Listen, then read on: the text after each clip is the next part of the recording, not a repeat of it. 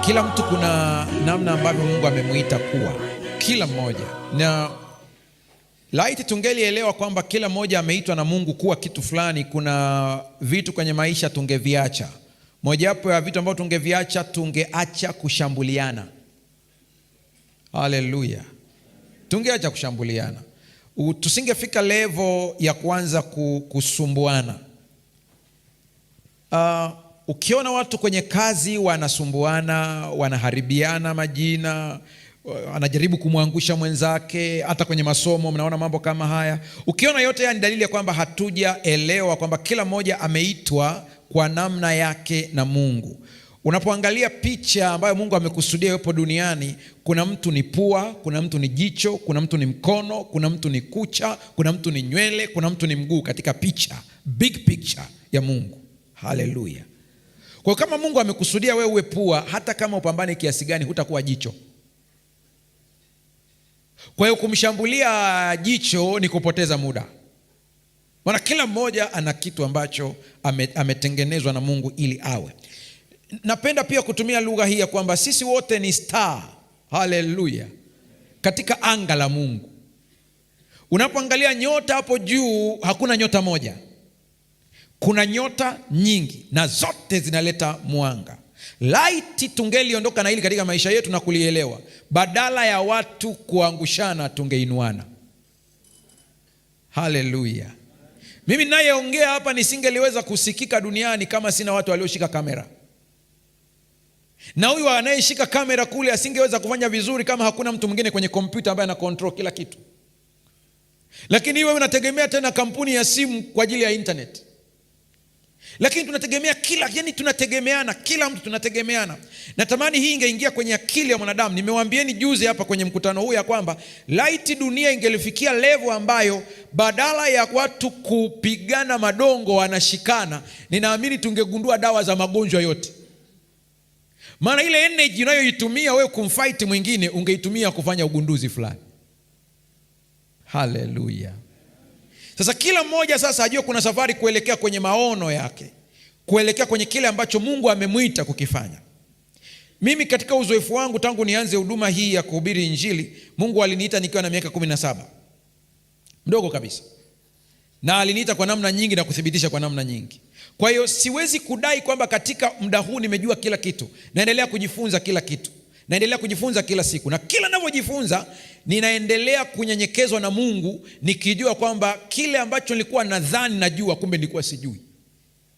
Moja ya vitu ambavyo hunifanya kuwa mnyenyekevu kila siku ni kukutana na watu ambao nilikutana nao hapo nyuma, ambao wakati nakutana nao walikuwa nobody. Unanielewa? Lakini nakutana nao baadaye ni somebody. Haleluya. Huko na kwenda nazunguka, nakutana na watu mbalimbali. Siku moja nilikuwa nimempeleka mzee wangu hospitali pale KSMC Moshi. Nahangaika kutoka sehemu moja kwenda sehemu nyingine kwa ajili ya vipimo. Wakati tunatembea, kijana mmoja akaja ghafla tu. Alipokuja kunitazama, mimi nakufahamu. Wakati mimi nasoma udaktari sehemu fulani, wewe ulikuwa unakuja pale unatutia moyo. Wakati mimi naongea hata sijui kama yuko hapo ananisikiliza, lakini kumbe bado alikumbuka. Asema ulitutia moyo sana. Nilikuwa nimekata tamaa, nimepambana, nimesonga mbele mpaka sasa hivi nimekuwa daktari. Kanambia mchungaji, kaa hapo utulie, ngoja nimshughulikie mzee. Huyu naye aliitwa anisaidie kwa wakati huo. Haleluya. Wakati nachunga Dar es Salaam pale, siku moja akaja teja, anakuja pale kuja kuniona, akazuiliwa na walinzi. Wewe huwezi kuja hapa, maana ndio wanaotuibia vitu hapa. Sasa nasikia ule mzozo, nikachungulia, nikaona ni jamaa kweli ni teja kabisa. Lakini kumwangalia hivi, sura kama namfahamu hivi kidogo. Nikamwambia mlinzi, muache aje. Akasema pasta, hao ndio wanaotuibia. Nikamwambia mwache tu aje niongee naye. Akaja akaingia paka ofisini kwangu, akakaa kiti kile ambacho wanakaa watu wote. Kwa hiyo wakati hata walinzi kule nje wanaangalia nini kinachoendelea, mchungaji ajue anachokifanya. Hawa watu wanakagua mazingira jinsi yalivyo. Tukaongea, ni kijana kutoka Mbeya. Tukaongea naye pale, tukaongea, akasema mimi nimeona klipu zako. Wakati huo ndio hata media haijawa kubwa, kwa hiyo ilikuwa na klipu chache sana. Aliona tu kwa bahati. Asema nikatafuta nitakupata wapi, nimekuja hapa. Asema mimi unavyoniona ni kweli watu wananiogopa. Ananiambia mchungaji, kiukweli Arosto ikija ninaweza kuchukua chochote. Hata kama ni simu ya mtu nikaiba, nikapate tu dawa, nikajidunge, maisha yaende. Sasa kwa hiyo watu wamenikimbia. Lakini nilikusikiliza nikaona kana kwamba unaona kwamba na mimi ninafaa mbele za Mungu. Nimekuja kukuuliza, je, na mimi nafaa? Nikamwambia unafaa. Tukafanya maombi, nikampa counseling. Tena wakati hata nilikuwa sijaanza kusoma psychology. Nikampa tu counseling ya uzoefu wa kawaida wa kichungaji. Akaondoka akaenda. Mama yake kumbe alikuwa amekuja kutoka kijijini, amekuja maana ameambia mtoto ameharibika, alikuwa anasoma chuo kikuu ameacha na vitu kama hivyo, ni mwizi, anaishi tu kwenye mazingira magumu. Mama siku zote wanakuwa na uchungu sana. Amekuja pale, amekaa Dar es Salaam muda mrefu. Alirudi akamsimulia, akamwambia mimi leo sitajidunga madudu kabisa, siwezi kwenda. Akasema kwa nini? Akamwambia nimekutana na mchungaji ameniombea. Sasa mchungaji amekuombea? Sema ndio. Wapi? Ofisini kwake. Unanidanganya. Maana unajua watu wa madawa huwa saundi nyingi. Akasema nipeleke.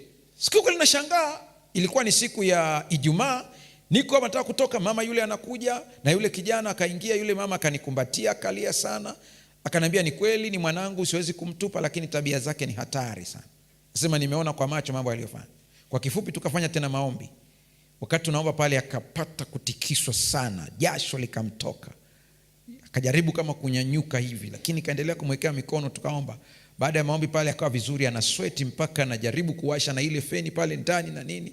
Akaniambia mchungaji, wakati unaomba jasho linatoka, nilisikia kama hamu ya yale madawa imeongezeka mara 7. Kwa hiyo nilikuwa nanyanyuka kana kwamba nataka kuondoka kwenda. Asema lakini nimeona imeshuka mpaka sasa hivi najisikia vizuri. Hakwenda tena. Akawa anahudhuria maombi ya Jumatano pale Manzese, wakati huo anahudhuria na mama yake wanakuja, lakini baadaye nilimpoteza kabisa yule kijana, sikujua ameenda wapi. Baada ya muda mrefu sana. Kwa nini nimesimulia hili? Nikawa nimepaki gari maeneo ya Kairuki hospitali pale. Baada ya muda mrefu sana, wakaja watu wakavunja gari yangu, wakaiba power window, wakaiba vitu, wakaondoka navyo. Nikawa nimehangaika sana. Natembea pale na hangaika, nimejisikia vibaya, power window imeenda, redio alijaribu kutoa ikashindikana. Na mkuta yule kijana yuko na wenzake wanapita hapo, wanauza mbwa. Sasa waliiba wapi mimi sielewi. Lakini baadaye pale tumeonana, akanikumbuka, akaniambia Pastor samani sana, unajua hivi viringe wa vijana, baada ya pale nimekaa miezi karibia 3 sijagusa hivi vitu, lakini nimerudi tena. Mimi kwako mimi bwana nasema ukweli bwana, siwezi kuficha mimi. Sasa wakati nisimulia, lakini na stress ya kuibiwa. Akaniambia bwana vipi mchungaji, lakini nikamwambia gari yangu amevunja hapo, amechukua vitu. Akaniambia nikaona wanatazamana na mwenzake.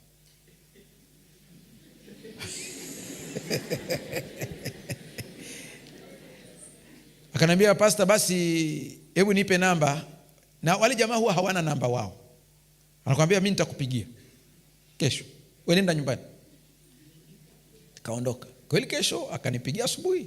Akaniambia nimeshaongea na vijana, watakuletea mzigo wako, ila tu kwa masharti usiite polisi. Wao tukutane Mlimani City. Nikaenda na gari yangu mpaka Mlimani City pale, nimeshika simu, namba ziko wanabadilisha namba. Wakati ule hakuna hata udhibiti wa kusajili. Unaweza ukaichukua leo na ukatupa. Akanipigia. Bwana wananiuliza uko upande gani? Nikamwambia niko sehemu fulani. Umevaaje? Nikaelezea. Hayaondoka hapo, wanaleta mzigo hapo, ondoka hapo. Nikaondoka. Baada ya muda akaniambia wahi kifurushi kiko hapo. Nikafika pale nikapata vitu vyangu vyote. Hasara tu ilikuwa ni ya kioo kilichovunjwa, nikaweka kingine, lakini vitu vyote nikavipata. Baadaye maisha yakasonga, nikakutana naye Kariakoo tena. Nimepaki tu gari pale, akaniambia Pastor ndio hii. Nikamwambia ndio hiyo. Hujabadilisha gari? Nikamwambia sijabadilisha gari. Sasa basi paki, nenda kanunue vitu vyako. Nimeshawaambia hii gari yetu.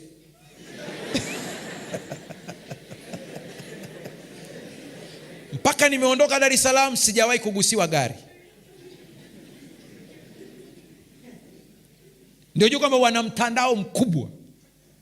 Kwa kote nako paki na paki gari, unaniambia kabisa hapa ni eneo la hatari kabisa. Wale jamaa wana mfumo wao, wanaheshimiana, ni kama wana uongozi wao. Washaambizana kabisa. Hiyo gari ni gari yetu. Hii imenifundisha na wewe hii kufundisha. Usimdharau mtu yoyote kwenye maisha yako. tuache hii tabia ya kumwangalia mtu kwa chini namna hii. Acha. Huwezi kujua huyo mtu ameandaliwa na Mungu kwa ajili gani kwenye maisha yako. Sio yako tu, hata ya watoto wako, ya ndugu zako. Hii picha ya Mungu kubwa ambayo ameiunda ili tuweze kuitengeneza, kila moja ni kama pattern. Kila moja ana sehemu yake ambayo anaweza akaiweka. Ukishaelewa hivi, mheshimu kila mtu. Haleluya. Kila mtu mheshimu. Mungu anajua ya mbele. Aliyesababisha wewe uzaliwe ana sababu ya wewe kuzaliwa. Kuna mtu hapa unahisi umezaliwa bahati mbaya, kwa sababu mama yako huenda labda alibakwa au ilikuwa kuwaje. Maadamu hiyo mimba imetunzwa mpaka ukatokea, una makusudi. Haleluya. Una makusudi. Usianze kujipima ubora wako kwa kuangalia watu jinsi wanavyo comment. Kati ya mteja wangu mmoja ambaye nilikuwa namfanyia counseling kwa masuala ya depression, kati ya vitu ambavyo niligundua vilikuwa vinampa depression sana ni Facebook. Unajua katika saikolojia kuna kitu ambacho kinakusumbua wewe lakini hakimsumbui mtu mwingine. Ndio maana hairuhusiwi underestimate tabia ya mtu, kwa sababu unaweza ukaona ni kitu kidogo lakini kwake ni kikubwa. Kwa mfano, mai kuona wale watu ambao mpaka amefika umri wa mtu mkubwa, akitembea barabarani ana tabia kama ni kwenye tiles.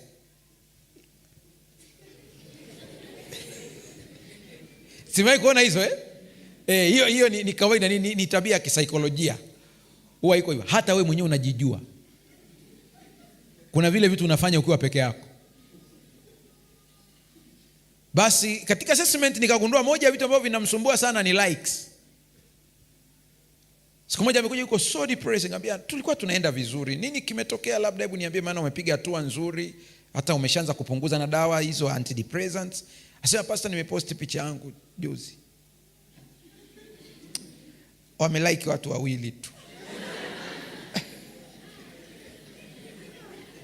Social media pia ina ugonjwa wa akili pia. Kwa hiyo muwe makini nayo. Muwe makini. Sasa kama maisha yako unaishi kwa kuangalia comment za watu, utakuwa mtumwa wao. Hakikisha una maisha yako wewe mwenyewe ambao umechagua wewe. Kuna watu ambao wanavaa nguo kushindana. Fulani leo kavaa nguo gani alivyokuja darasani? Nguo fulani. Na mimi lazima. Sasa ndugu yangu, wewe ni kobe, unashindana na chita kukimbia, utapasua mapafu. Kila mtu hapa chuoni anajua anapata wapi pesa zake. Ishi kulingana na uwezo wako. Mungu anajua mbele. Mwanzo 15 fungu la 13. Bwana akamwambia Abraham, ujue hakika ya kwamba uzao wako utakuwa mgeni katika nchi isiyo yake. Watawatumikia watu wale, nao watateswa muda wa miaka 400. Mungu anayejua future. Mnakumbuka jana tuligusia kidogo Danieli sura ya 2, ambapo Mungu akamwonyesha tafsiri ya ile sanamu kubwa iliyoonekana ambayo aliota yule kiongozi. Lakini angalia jinsi ambavyo imeongelea mpaka mambo ya Ulaya inapoenda kugawanyika. Mungu anajua kila kitu kinachoendelea, kwa sababu wewe hiyo unayoita future ni past kwa Mungu. Haleluya. Yaani hapo unaposema sijui kesho inakuwaje, yaani Mungu alishaishi hiyo kesho. Hiyo kesho anaijua kabisa. Ndio maana Mungu anasema nikabidhi kesho yako, maana yeye hiyo kesho yako alishaishi tayari. Habari njema nyingine ni hii, hakuna chochote kinachokupata leo ambacho Mungu alikuwa hajui kwamba kingekupata. Ndio maana njia sahihi ya kutafuta majibu ya matatizo yetu ni kwenye maombi na kwa Mungu peke yake. Nenda ukamwambie Mungu, ulijua kabisa hili lingenipata, na huenda nilifanya uchaguzi kwa ujinga wangu, na wewe uliweka mbele yangu uzima na nini na mauti, lakini kwa ujinga wangu nikachagua mauti, na ulijua nikichagua mauti nitaangukia kwenye design hii. Sasa nipe hekima, nisaidie, natokaje hapa? Sio kukimbilia kujinyonga, sio kukimbilia kunywa pombe kwamba uondoe msongo. Pombe haiondoi msongo, inaongeza. Biblia inasema macho yako yataona mambo mageni, lakini zaidi hapo unajiongezea magonjwa. Pombe haijawahi kuwa na matokeo ya afya kwenye mwili wa mtu hata kidogo. Achana hizi stories za one glass of wine is good for your health. Ni uongo mkubwa, inaharibu bongo wako. Kwa hiyo rudi kwa Mungu. Una msongo ambao umekusumbua sana, rudi kwa Mungu. Mungu anayejua future, Mungu anajua mambo yako. Waisraeli wanaenda Misri, wanateswa, tangu wanapoingia wanateseka hapo, lakini huku Mungu alimwambia Abraham kabla haijatokea, akamwambia uzao wako, hakika uzao wako, ujue hakika kwamba uzao wako utakuwa mgeni katika nchi isiyo yake, watawatumikia watu wale, nao watateswa kwa muda wa miaka 400. Mungu alisema mapema, hakuna crisis inayokukuta ambayo Mungu hajawahi kuijua. Mrudie Mungu tu, muulize Mungu, hili nifanyeje? Limekuja katika sura ngumu. Wakati mwingine huwa nawaambieni ndugu zangu mnaonisikiliza hapa, kama kuna sehemu nzuri sana ya kumwaga moyo wako kwa jinsi unavyotaka, ni katika miguu ya Yesu peke yake. Nikwambie, Yesu pekee ndiye ambaye anaweza kutunza siri za mambo yako yote. Nakumbuka ile story ya Mariamu yule aliyekamatwa akiwa anazini. Mliona Yesu akiongea habari ya zinaa yule mama? Yaani haikuwa story kwake, haikuwa issue. Utakuta Yesu alikuwa anaongea habari ya zinaa ya mama mmoja tu aliyemkuta kwenye kisima cha Sikari. Na yule alizungumza vile kwa sababu ilikuwa ni mlango. Yule mama alikuwa anajiona kama vile hawezi kubalika na Yesu. Ikabidi Yesu atumie njia kumuonyesha najua kila kitu. Lakini alipokuja huyu mama hapa, huyu mama Yesu hakuongea habari hiyo kabisa. Walivyokimbia wale jamaa wote baada ya ile movie video kuonyeshwa pale, ya chobisi zote za wale jamaa, kila mmoja akiangalia anajikuta chumba namba 3 saa 4:15, eneo la tukio. Anaona kila kitu. Mwisho ukiangalia anaona kama mwenzangu naye mbona kama vile ameona ya kwangu. Mwisho anasema hii aibu siwezi kuibeba, unaondoka. Walivyoondoka wakaisha, sikia maneno ya Yesu. Akamwambia, mama, wako wapi washtaki wako? Akanyanyua macho, maana wakati ule anaangalia chini, alichokuwa amesubiri ni kusikia mawe yakigonga kwenye mgongo, ni kusikia mawe yakianguka kwenye kichwa, ni kusikia jiwe likiangukia kwenye jicho, ni kusikia jiwe limeangukia kwenye mgongo. Wakati anasubiria, amesubiri, maana pamenyamaza kimya. Yesu amesema tu asiye na dhambi awe wa kwanza kumpiga mawe. Kwa hiyo mama amefumba macho, anasubiria mawe. Mwisho Yesu anamwambia, wako wapi washtaki wako? Nikana kwamba yule mama anasema, nimesubiria mawe kwa muda mrefu, kuna pamenyamaza, hebu niangalie imekuwa kwaje. Kuangalia sema, Bwana, hakuna hata mmoja. Yesu ambaye hana dhambi hakupiga mawe, ila akasema hata mimi sikuhukumu. Haleluya. Yaani kwa lugha nyingine, hata mimi ambaye sina dhambi hata moja sitakupiga mawe, maana nimekuja kuokoa kilichopotea. Wanazuoni wanasema huyu mama ndio yule ambaye alimwaga yale marihamu, yale marashi ambayo yalinukia nyumba nzima. Na kilichofanya afanye vile ni kwa sababu kwenye ile sherehe walipokutana macho na Yesu. Hujaelewa. Nilikutana na tapeli mmoja ambaye alinitapeli akieleza ni Mkristo safi huyo, mpaka alinitoa hela. Siku hiyo sasa yupo kanisani, ameitwa aelezee ili apewe msaada. Ile anaelezea pale, na mimi ndio naingia na napewa kiti cha kukaa, na nikapewa kiti cha pale mbele. Yaani mimi nimekaa hapa na yuko hapa anasimulia ugonjwa wake. Kwa hiyo nimekaa pale tu, sijui kawaje akatazama. Ile alivyoniona na mimi nikamtazama, nikamkazia macho kabisa. Akabakia tu. Kwa hiyo wapendwa, tusaidiane.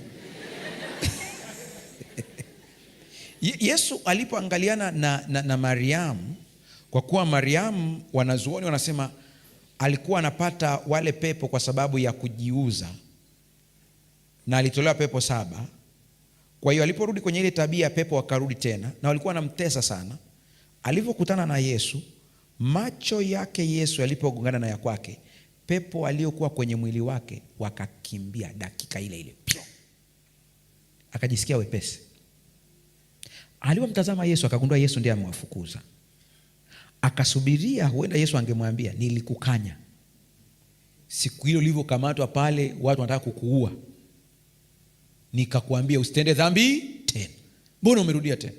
Kinyume chake akaona macho yanayomkaribisha. Haleluya. Mwisho akawaza, nimpe sadaka gani kwa hiki alichonitendea? Akakumbuka na kibweta kiko katika mkono wake chenye thamani. Ni marashi ambayo yanauzwa pesa nyingi. Sio haya mnaonunua ya kupimiwa. Ni ya pesa nyingi ambayo mpaka Yuda Iskarioti alivyosikia harufu yake. Yuda alikuwa mtaalamu wa marashi. Yuda muacheni tu. Yaani Yuda angeingia mbinguni sijui itakuwaje. Nilikuwa natamani nifanye kikao naye nimuulize, hivi tunavijuaje? Sijui mimi kuona hii video ambayo watu wamefumbwa macho, anapewa tu pombe, ana test hivi. Kesto laga. Yaani wanajua Yuda yeye marashi tu alivyosikia tu ile harufu akamkonyeza mwenzake akasema, hayo yakiuzwa hayo hela nyingi na tungewapa maskini. Yesu akasema, maskini mnao siku zote, lakini mimi hamna. Yule mama wakati anavunja kile kibweta cha marehemu, nyumba nzima ikanukia. Akaenda kwenye miguu ya Yesu. Asante yake ilikuwa ni machozi. Anatoa machozi, anatoa machozi. Hivi vitu vya kiroho wakati mwingine hakuna formula ya kujiandaa. Huwezi kujiandaa. Yuko pale chini anatoa machozi, anatoa machozi. Ndipo akakumbuka amemlowanisha Yesu miguu yake kwa machozi yake. Alafu hana handkerchief. Anawaza atamkaje aende mpaka atafute. Wakati huo kuna jamaa wanamtazama Yesu, wanamkosoa. Kasoma ile hadithi vizuri. Mmoja alimtazama Yesu akasema, huyu jamaa kama angekuwa ni nabii asingeruhusu mwanamke huyu amguse miguu yake. Mwingine anadokeza anasema, kwa kuwa hajui mwanamke huyu ni wa tabia gani. Maana yule dada ni changu doa anayefahamika. Ukimwona amesimama na mume wako, piga yowe, harudi. Ipo Yesu, nampenda sana Yesu. Nakwambia Yesu anavyotunza siri. Ndio maana nakwambia nenda ukamwambia mambo yako yote. Anayelalamika zaidi ni Lawi ambaye ndio mkuu wa ile sherehe. Yesu ni smart kuliko unayofikiri. Akamgeukia akamwambia, Lawi. Akasema, Rabi. Yaani Rabi ni ile kuitika kwa heshima. Yaani watu ni wanafiki. Unamsengenya Yesu dakika hiyo hiyo bila kujua anasoma moyo, alafu unajidai unamheshimu. Ni sawa na siku hizi kuna msemo wa sasa hivi unamuita mtu mkuu.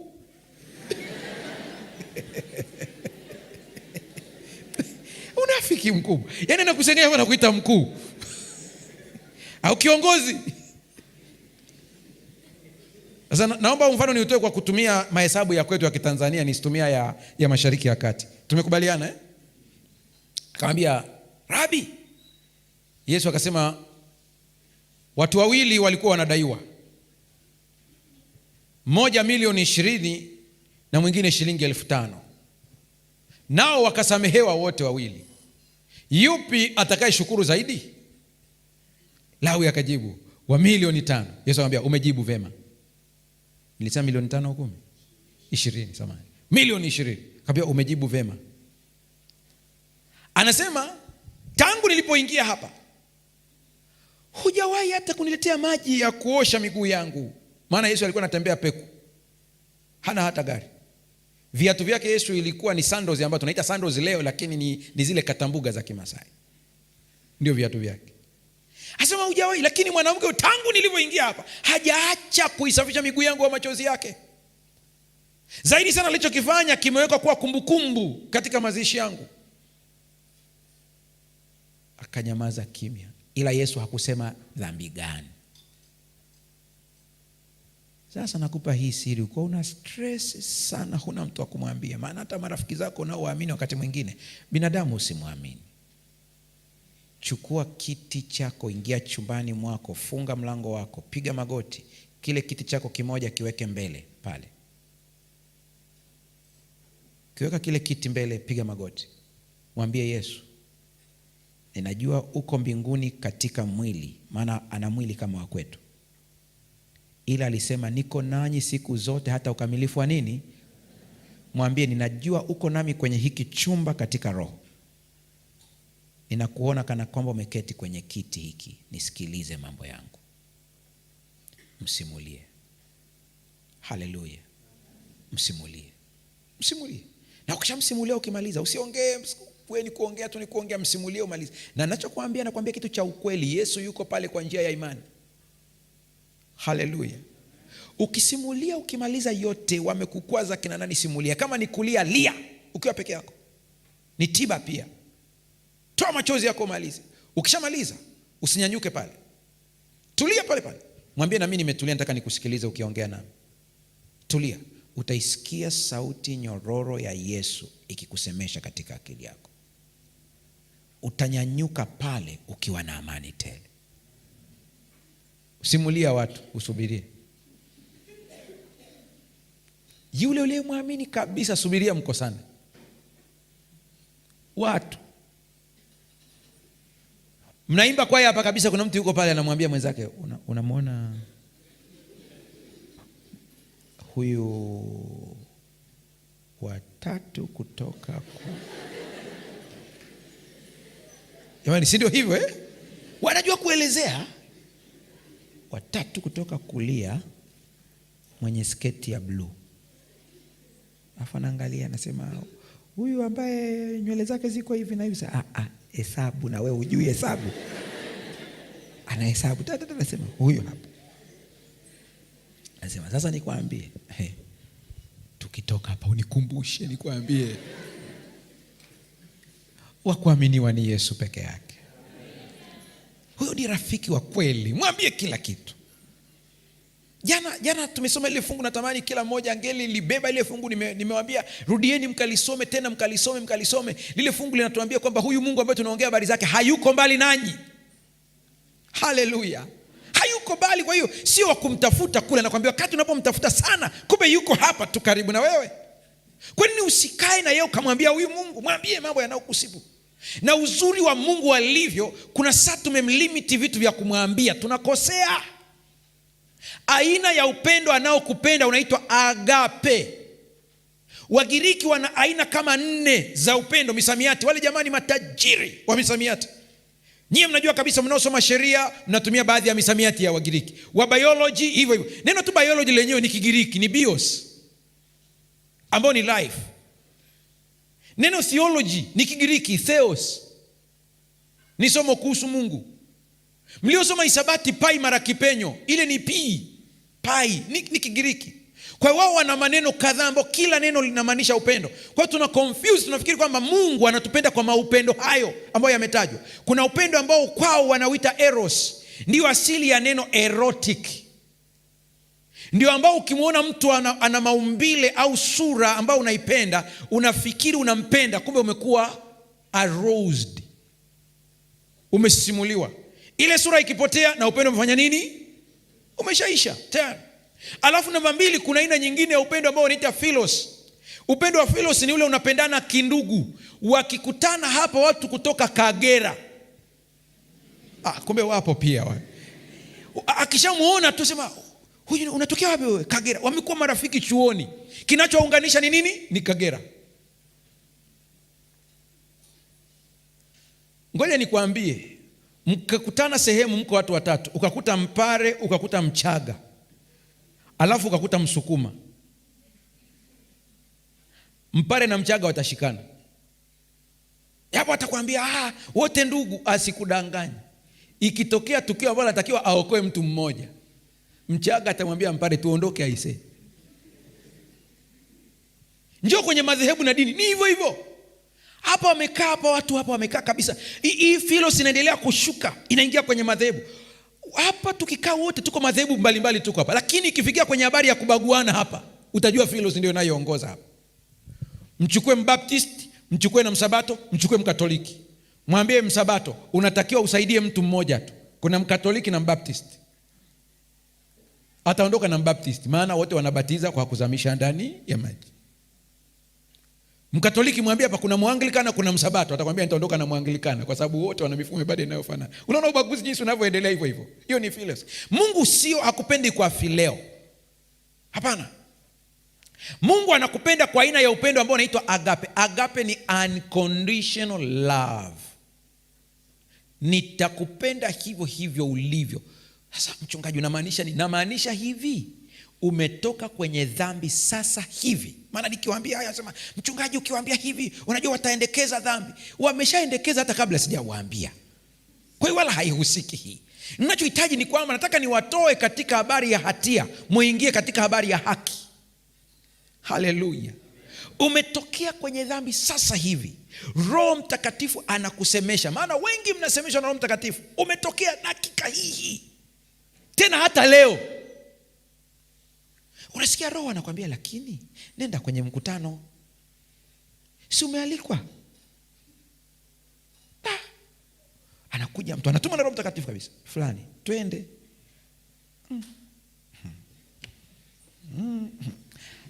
Tangulia.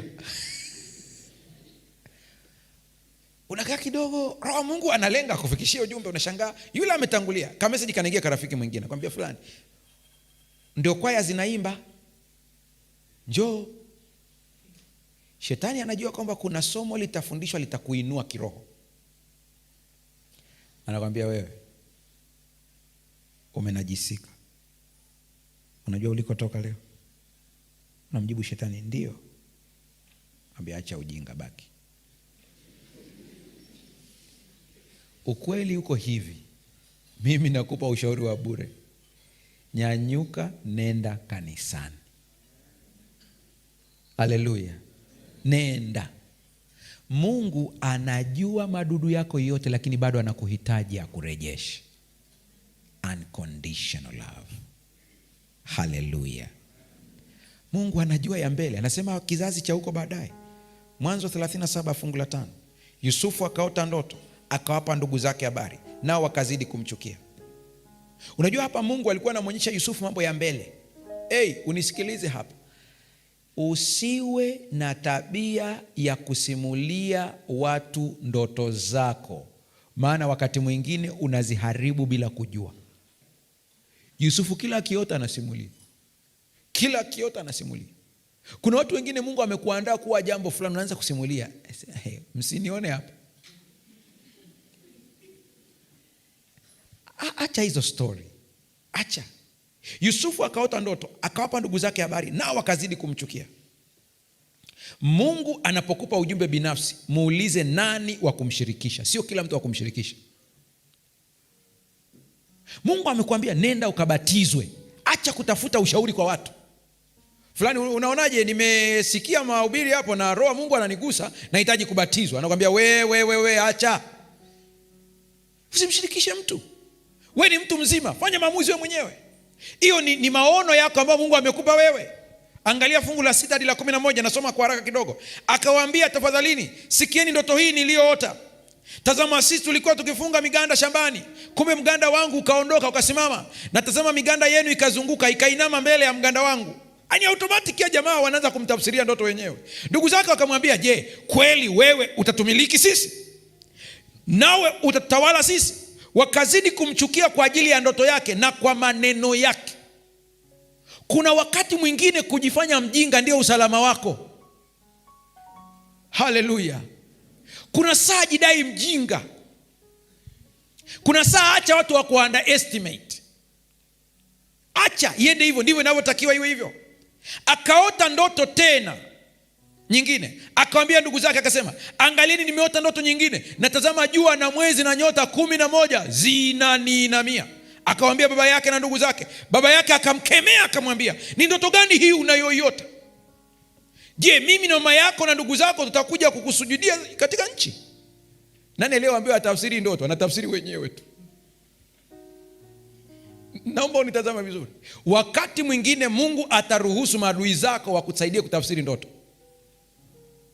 Aina ya mashambulizi unayoyapata inaonyesha aina ya ndoto ulionayo kwenye maisha. Waliokuwepo tangu juzi nimeongelea hili sana, kulirudia tena na tena. Kuna sana shambulia na mtu ambaye hata ukiangalia hampo karibu naye, lakini bado anakushambulia. Mwalimu ana PhD, ndiye anayekufundisha, lakini anakushambulia wewe ambaye uko mwaka wa pili. Kuna kitu hapo kipo. Ndugu zake wakamhusudu, bali baba yake akalihifadhi neno hili. Baba akalitunza, akasema hii sio hali ya kawaida. Ngoja niende kwa spidi kidogo. Siku moja walikuwa wako Dothan, hawa jamaa wanachunga kondoo. Yusufu akaenda. Kitendo cha kuamua kwenda, ameenda kwa nia nzuri, kuwaona ndugu zake, kuwapelekea chakula na kujua hali yao, lakini wao wanapanga njama ya kumharibu. Sikiliza uliyeko hapa, unanitazama, unanisikiliza, usiumie sana ukiona watu uliowatendea mema wamekuja kuumiza kwenye maisha. Ni kawaida, hii inatokea. Unamsaidia mtu na anageuka na kuumiza, unamsaidia mtu anakusema vibaya. Leo nahitaji nikufundishe namna ya kuvuna baraka kutokea kwa watu ambao wanakusema vibaya na uliwasaidia. Wewe usije ukajaribu kuwajibu vibaya na kulalamika, ona nilimsaidia lakini akageuka akanisema, ona nilimsaidia lakini akageuka akafanya. Malalamishi yako yanazuia baraka zako. Ukisikia mtu uliyemsaidia anakusema vibaya, nyanyua mikono yako juu, mwambie Yesu asante, maana umekusudia kuniongezea baraka. Acha nayo kulalamika. Msione hivyo, unajua mimi ndo nilimsaidia mpaka hapa, unajua mimi ndo nilimpa sehemu ya kulala, alipokuja chuoni alikuwa hana pa kulala, mimi nikampa sehemu ya kulala, ona amenisengenya. Anavyokusengenya anakukusanyia baraka kwenye maisha yako. Chota baraka, acha kulalamika tena, ikiwezekana msaidie tena. Niliwapa story ya Daudi hapa. Daudi alikuwa ni smart. Yule jamaa mimi namkubali sana. Soma story yake, alikuwa na elimu ya natural laws. Alikuwa na elimu ya kimungu ndani yake. Wakati anarudi kumkimbia Absalom, akaja yule Shimei ambaye alikuwa amemtukana. Lakini kabla Shimei hajamlaki Daudi, hapo nyuma Shimei wakati anamuona Daudi anapita, Daudi amefukuzwa na Absalom, alikuwa anapita kwenye eneo linaitwa Mahanaimu, ni katika kamlima namna hivi. Shimei yuko juu, Daudi yuko kule chini. Akachukua mavumbi, anamwagia mavumbi mfalme, tena na kumtukana. Anamwambia kabisa, wewe uliyejaa damu, Mungu amekulipa mambo yote uliyoyafanya. Anamwagia. Askari mmoja wa Daudi ambaye ni shujaa kweli kweli akamwambia, bwana wangu mfalme, na niruhusu nipande hapo juu nikakuletee kichwa cha huyu mbwa mfu. Yaani hawezi kukutukana, niko hata hajui kupigana, hana skills za kijeshi. Daudi akamgeukia, na aliyekuwa anasema alikuwa ni mtoto wa dada yake na Daudi, anaitwa Seruya. Akamgeukia akasema, nina nini nanyi enyi wana wa Seruya, ni watoto wa dada yangu? Akasema, kwa nini? Yaani mtu anayekushambulia tunataka sisi tukuletee kichwa?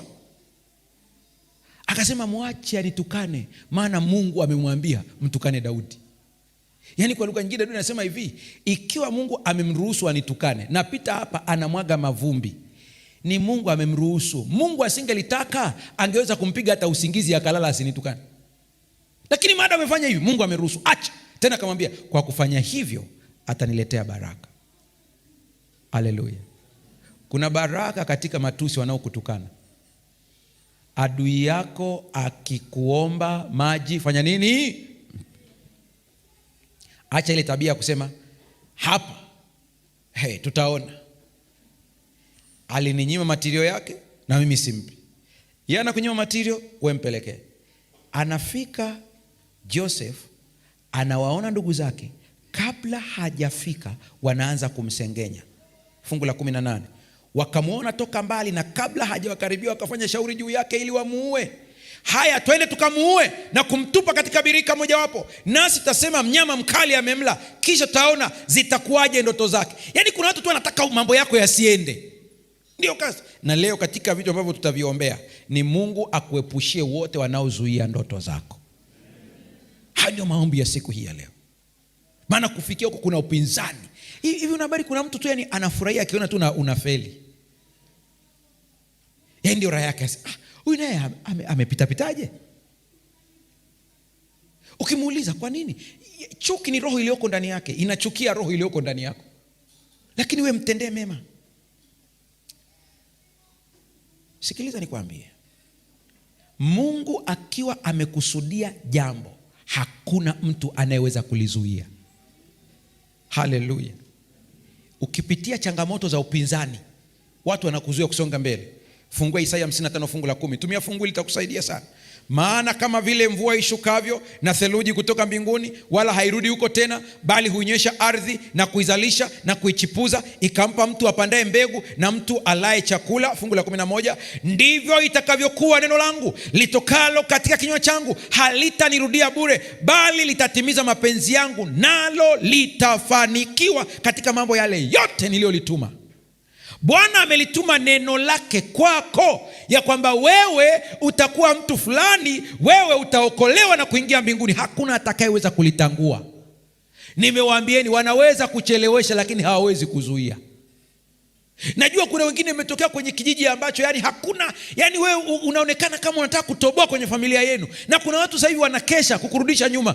Usipate pressure, mkabidhi Bwana njia zako. Wao wakitambikia ili usisongee mbele, wewe kazi yako piga magoti na kumuita Mungu aliye hai. Wao wakitoa kafara na sadaka za wanyama, wewe tumia damu ya Yesu ambayo ina nguvu kuliko masadaka ya kwao. Baba yake alielewa mambo ya rohoni mzee, ndio maana akaweka katika moyo. Sasa nataka hili niliseme kabla sijafunga kipindi hiki. Naomba unitazame na Mungu akusaidie. Zipo ndoto zinazotokana na chakula. Usije ukasema umeonyeshwa na Mungu. Kabla ya kwanza kuichukua ndoto ni ya kiroho, anza kuangalia ulikula nini. Haiwezekani umepiga makande na parachichi, ukala muhogo mbichi na karanga, ukapiga maziwa mtindi, alafu yai la kuchemsha, alafu asubuhi ukiamka unasema Bwana amenionyesha. Sasa amekuonyesha nini? Siku ya mwisho parapanda ililia na radi kubwa sana. Hapana, hayo sio maono. Kwenye kitabu changu kinaitwa Namna ya Kusikia Sauti ya Mungu, kwa sasa hivi havipo, viko out of print, lakini kwa wale ambao wanatumia simu za Android, wao wanaweza kukipata kitabu hiki. Una download application ambayo inaitwa Maombi app. Ukidownload ile application utaona vitabu viko hapo, unaweza ukajisomea. Nimeelezea namna ya kutambua ndoto ambazo zinatokana na Mungu, lakini au za kiroho kwa lugha nyingine. Lakini kama Mungu anakupa taarifa, mara nyingi sana Ayubu anasema, Mungu anasema mara ya kwanza, ya pili na ya tatu, itajirudia. Inaweza ikatofautiana style, lakini inajirudia. Mnakumbuka Yusufu alikuwa, ya kwanza ilikuwa ni miganda, nyingine nyota, zinajirudia. Mnakumbuka mfalme wa Misri alipoota kuhusu habari ya ile miaka 7 ya njaa, aliota masuke, alafu baadaye akaja akaota tena ng'ombe. Kwa hiyo ukiona kuna ndoto ambayo inajirudia rudia mara kadhaa, usiipuuze, piga magoti, omba sana, muulize Mungu ya kwamba hii ina maana gani, na Mungu atakwambia, kwa sababu mambo ya rohoni hutambuliwa kwa njia ya roho. Na watu walio wengi sana tunaishi katika mwili, hatuendi kiroho. Paulo anasema ijapokuwa tunaenenda katika mwili, lakini vita yetu sio vita ya kimwili, ni vita ya kiroho, tukiangusha kila aina ya mawazo na fikra. Kwa hiyo kuna vita katika ulimwengu ambao usioonekana, na lazima uweze kuelewa. Kuna sababu Mungu anakushtua hata kupitia ndoto, anakuambia kuna kitu kinakujia, fanya bidii. Natoa mfano kwa haraka dakika chache ambazo zimesalia. Mmoja ambaye alinifuata ni binti, alikuwa anakaribia kufungishiwa ndoa, nikiwa niko pale Tegeta. Aliota nyoka. Ameota yule mwanamume ambaye amefunga naye ndoa. Anasema wakati kwanza wanapiga machi kuingia kanisani, na siwezi kukumbuka details zote kwa sababu ni muda mrefu kidogo, lakini wakati wanaingia kanisani akakuta wakati wanaapishwa, alipokuwa ana mchungaji anambia ageukianeni kwa ajili ya kile kiapo. Anasema alipogeuka kumtazama akamwona amekuwa mbwa, lakini anasema ghafla kabadilika akawa binadamu. Kwa hiyo wakaendelea na viapo. Kumbuka ni ndoto tu hiyo. Wakaendelea na viapo, wakamaliza, wakafunga ndoa. Ni ndoto ndefu kidogo. Na anasema baada ya pale wakaenda kwenye sherehe, wakaenda honeymoon. Anasema usiku wakati amelala ndotoni sasa. Ni ndoto lakini anaota amelala. Unanielewa nikisema hivyo? Sasa anasema akaamka akakuta huyu mume wake amegeuka, amekuwa nyoka. Na alipojaribu kumwamsha akamka, alipoamka anasema akawa binadamu wa kawaida. Alafu akazinduka sasa uhalisia kwenye ndoto, amezinduka sasa kiuhalisia. Mdogo wake ambaye alikuwa amelala naye akamwambia, dada, mbona ulikuwa unahangaika sana? Na ulikuwa unahangaika mpaka unatoa jasho? Hakumwambia ni kitu gani. Siku zilienda, Siku nyingine tena akaota, ikajirudia baada ya muda. Nadhani ilikuwa imebakia kama wiki 3 afungishiwe ile ndoa kama sijakosea. Lakini ndoto ikajirudia tena kwa staili nyingine, ambapo akaota kwamba yuko shambani wanalima na mume wake. Wakati wanalima mume wake akamwambia naenda kujisaidia, akaenda. Anasema wakati mume wake hajaja, yeye anaendelea kulima, akasikia kitu kimemgonga kwenye mguu. Alipokuja kuangalia akakuta ni nyoka. Wakati anataka kuipiga kwenye kichwa, ikageuka ikawa mume wake. Sasa amekuja mimi kuniona, wakati ananiuliza ushauri, mchungaji nifanye nini?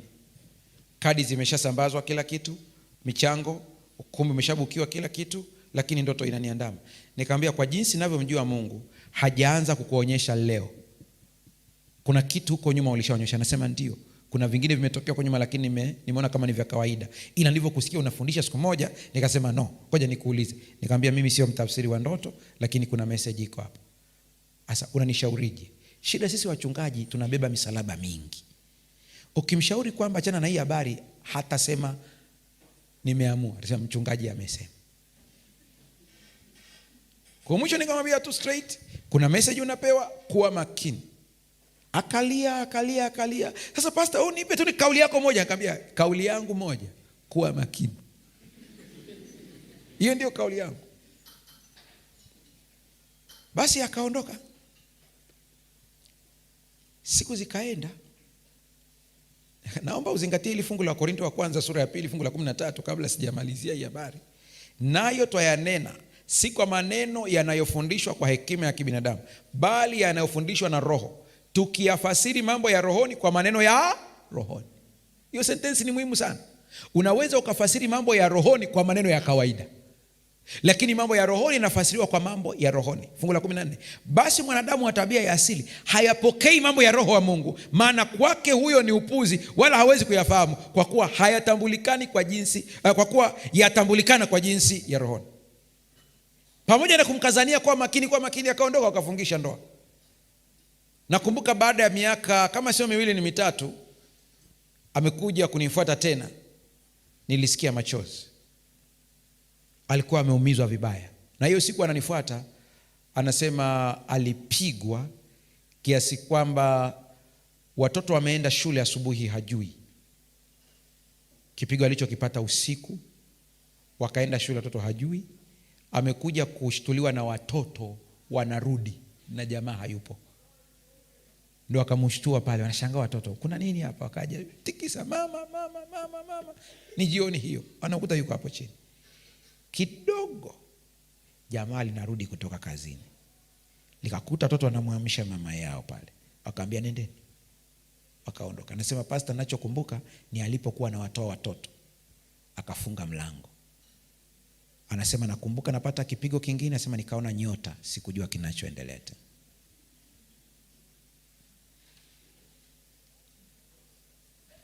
Elewa kutafsiri mambo ya roho kwa lugha ya rohoni. Elewa kutofautisha shambulio la kawaida na shambulio la kiroho. Elewa Mungu anapokuletea message. Fungu la 14 anasema mtu wa kidunia hapokei mambo ya Roho wa Mungu. Kwake mtu huyo ni mambo hayo ni upumbavu mtupu, yanapita akili yake, maana yanaweza kutambuliwa kwa msaada wa Roho. Nimefunga Biblia yangu sasa hapa. Nahitaji niongee haya mwisho tuingie kwenye maombi. Ikiwa kuna kitu natakiwa kuomba katika maisha yako, omba ujazo wa Roho Mtakatifu, ili Roho Mtakatifu akufundishe kufasiri mambo ya rohoni. Haleluya. Kuna vitu vya kiroho tunavyoongea, mtu anaweza kasikiliza kabisa, kwani hicho kina maana gani? Kwani hicho kina uzito gani? Mimi nimejifunza kuwa na mipaka inapokuja kwenye hoja ya kiroho, maana sijui Mungu ameongea nini na mtu. Jifunze kumsikiliza Mungu aweze kukupatia tafsiri ya baadhi ya matukio yanayotokea kwenye maisha yako. Maana moja ya lugha ya kimungu ni matukio. Kuna mambo yanatokea kwenye maisha yako, Mungu ni kana kwamba anakushtua. Anakuambia wewe, angalia kuna kitu kinaendelea hapo. Amka usingizini uombe. Mungu anakushtua, anakuambia kuna kitu kinaendelea. Hii sio hali ya kawaida. Kuna kufeli mitihani, lakini sio kwa staili hii. Kuna migogoro kwenye ndoa, lakini huwa kwako mbona umezidi. Mbona wako una sura fulani kama ya kiroho? Ingia kwenye maombi na atakufikishia ujumbe. Na wakati mwingine sio lazima upate mchungaji. Ukiingia kwenye maombi serious, utashangaa kile ambacho nakiombea Mungu anakuonyesha, unavuka huo mtihani. Mungu atusaidie sana. Muombe Mungu akusaidie. Yusuf pamoja na yote aliyopitia, Mungu alimuinua Reuben akamuokoa. Haleluya. Badala ya kumuua akauzwa. Kuna matukio mengine utaona kama watu wanakunyanyasa. Kuna demotion nyingine utaona unashushwa cheo, lakini ni Mungu anakuondoa kwenye mazingira matata ambayo yangekuletea maumivu. Kuna saa utahamishwa kazi. Ulimwomba Mungu usihamishwe, usiende kule unakotaka, ukamilia Mungu, wanakukwambia utaki kwenda kule, wanakulazimisha uende. Umeomba lakini bado uhamisho huko pale pale. Ukiona umeomba sana na uhamisho huko pale pale, ondoka. Yusuf alipelekwa Misri sio kwa kupenda, lakini Mungu alikuwa ameandaa jambo. Akakaa kwenye nyumba ya Potifa, akasingiziwa kubaka, akafungwa. Sio kila watu waliofungwa magerezani walikosea kweli kweli. Na jifunze, hata kama ukisikia story ya mtu anasema vibaya, jifunze kuweka nukta. Mazingira ya Yusufu, hata mimi ningeulizwa, ningeambia jamaa amebaka chumbani, alafu mama watu nguo imechanika. Unanielewa? Kuna kupona hapo kweli? Akapelekwa gerezani lakini akatoka. Mimi nakuombea mambo yafuatayo. Bwana akuinulie akina Reuben ambao watakuepushia mauti. Ninaomba Mungu akufanyie wepesi, hata kama utasingiziwa, ukweli ujulikane baadaye ya kwamba ulikuwa innocent. Na Bwana akutoe gerezani hadi akufikishe ikulu. Roho Mtakatifu kiongozi amini, utushike mkono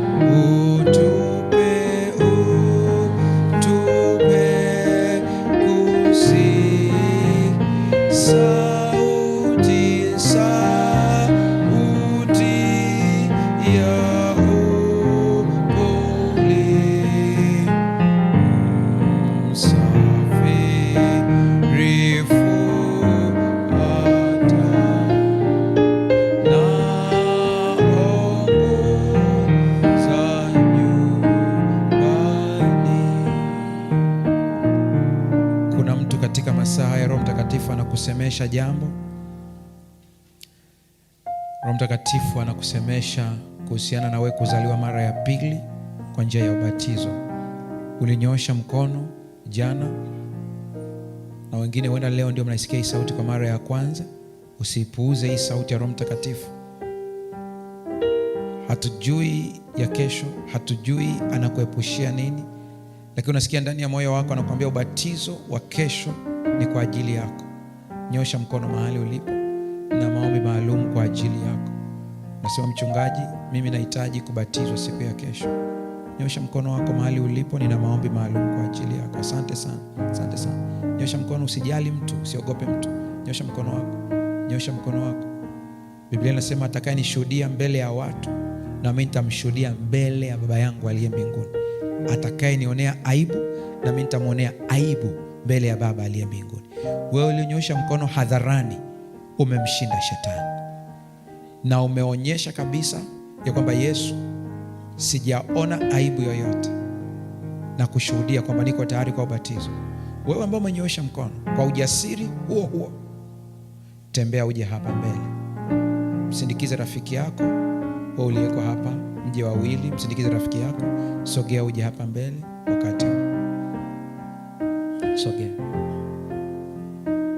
Sogea. Yes, hivyo ndivyo inavyotakiwa. Usijali mtu. Wazee wa kanisa naomba msaidie kuwapokea hao. Usiogope mtu, ni maamuzi mazito.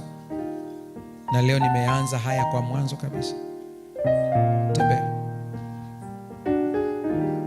Tembea. Unaweza ukamsindikiza rafiki yako ukaja naye. Najua kuna mwingine ndani ya moyo wako kuna mvutano mkubwa. Unatamani uende mbele, lakini kuna kitu kinakwambia baki. Itii sauti ya Mungu. Usisikilize kitu kingine. Tembea. Tembea. Tembea, tembea. Popote ulipo tembea. Tembea. Vaa ujasiri, utembee. Tembea. Kuna mwingine mara fulani ambao unasema nahitaji na mimi kusogea hapa mbele. Sogea. Sogea.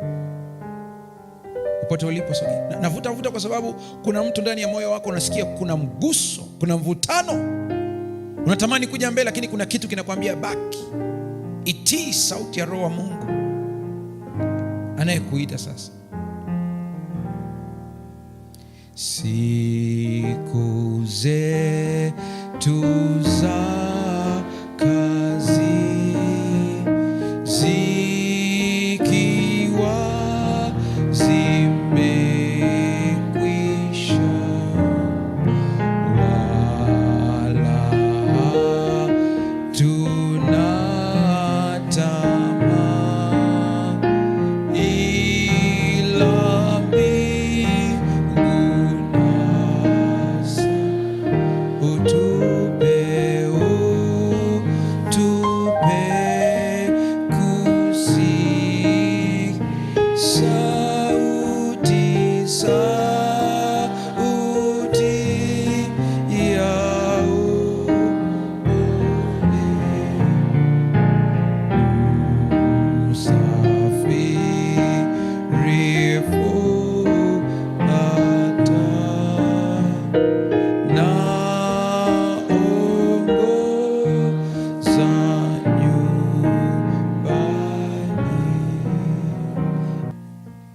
Kuna kundi la pili nahitaji kuwaita hapa mbele kwa sababu maalum ambayo Roho Mtakatifu ananisukuma kufanya hivi.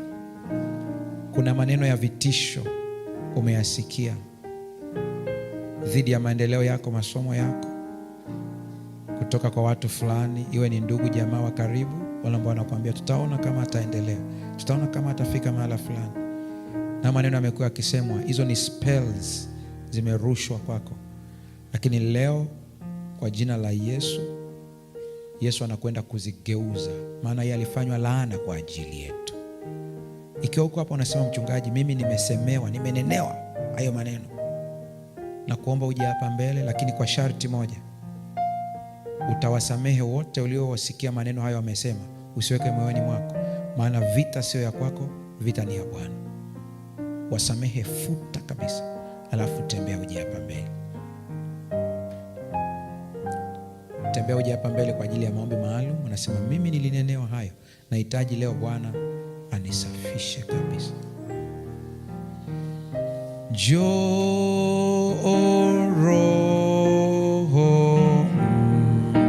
Mtukufu, oshe moyo wangu,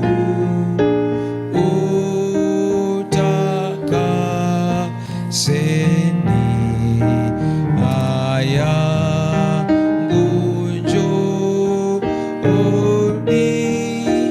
Just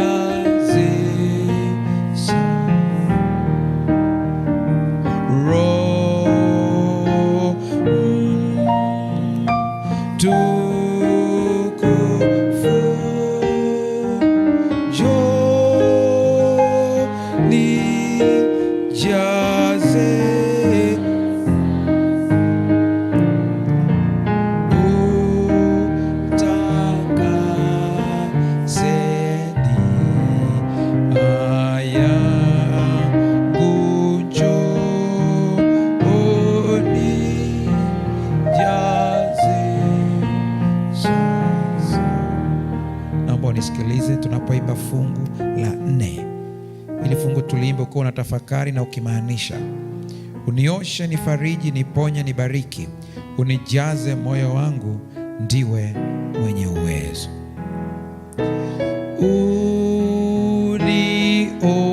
Unioshe, nifariji, niponye, nibariki, unijaze moyo wangu, unijaze moyo wangu, ndiwe mwenye uwe. Roho Mtukufu kwa nguvu, Roho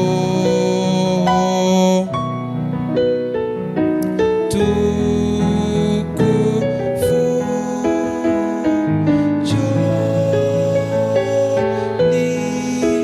jaze sasa,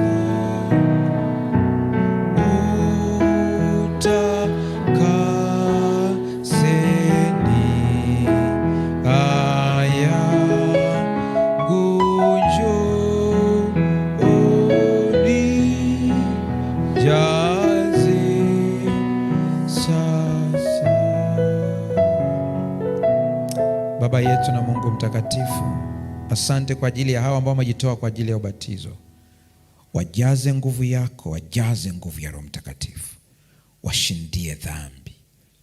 Kabla hawajabatizwa kwa maji, wabatize kwa Roho. Lakini kuna watu wamekuja hapa mbele, wamenenewa. Ulibadilisha ndoto za Yabesi, aliyetajwa kwa machungu akamaliza kwa furaha, na kusii kila kilichotamkwa kikatanguliwe na nguvu ya neno lako. Kuanzia sasa wakatembee wakiwa wamebarikiwa, na kumbukumbu zote zikaondoke za maneno yaliyotamkwa, wakakumbuke neno moja tu ambalo linatoka kwako: mwanangu, nimekubariki. Naomba kwa ajili ya wagonjwa walioko hapa, wapatie uponyaji. Naomba kwa ajili ya wagonjwa wanaotazama kwa njia ya television, wapatie uponyaji. Naomba kwa ajili ya wote ambao safari ya ndoto zao inaonekana kuwa ngumu, wapatie wepesi. Naomba kwa ajili ya wale ambao adui wamepanga hata kuwaua, wainulie Reuben atakayewatoa katika shimo na kuwapeleka katika eneo ambalo watakuwa salama. Ninaomba kwa ajili ya yeyote ambaye umekuwa ukimsemesha lakini hajaelewa ni wewe, mpatie lugha ya rohoni akapate kuelewa na kuchukua hatua kabla mambo hayajaharibika. Neema yako ikawe na kila mmoja wetu. Tupatie usiku wenye amani na furaha. Tupatie baraka yako. Kwa jina la Yesu Kristo tumeomba na kuamini. Amen. Mungu awabariki sana.